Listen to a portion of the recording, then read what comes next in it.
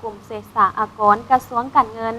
จัดพิธีปิดสุดฝึกอบรมการนำใช้ระบบข้อมูลข่าวสารคุ้มครองเก็บรายหับสวยสหกรณ์หรือแท็กลิสสุดที่ 4 ประจำปี 2026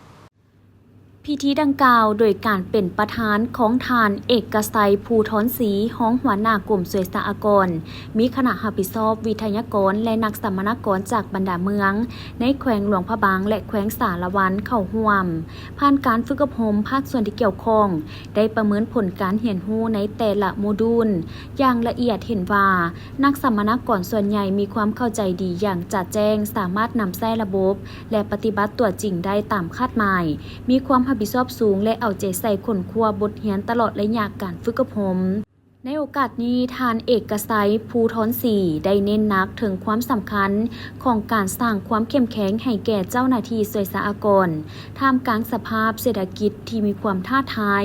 ซึ่งเป็นหนึ่งในแผนงานบริมสิทธิ์ของกระทรวงการเงินในการหันเวียกงานคุ้มครองรายหับเข้าสู่ระบบทันสมัยเป็นต้นแมนการหันการเก็บรายหับทรัพย์สินเข้าในระบบแท็กลิสอย่างเต็มรูปแบบปรับปรุงกลไกการแจ้งมอบเพื่ออำนวยความสะดวกให้แก่ผู้เสียภาษียกระดับการวิเคราะห์วิจัยข้อมูลโดยการเชื่อมโยงระบบข้อมูลทางภายในและภายนอกให้กว้างขวางตอนท้ายท่านประธานได้แสดงความเชื่อมั่นว่านักสัมมนากรทุกท่านจะกลายเป็นขั้วโตที่สำคัญในการนำเอาความรู้และบทเรียนที่ได้รับไปพันขยายและจัดตั้งปฏิบัติอยู่ท้องถิ่นของตนให้เกิดประสิทธิผลสูงสุดเพื่อรับประกันการเก็บรายรับเข้างบประมาณแห่งรัฐให้ถูกต้องและครบถ้วน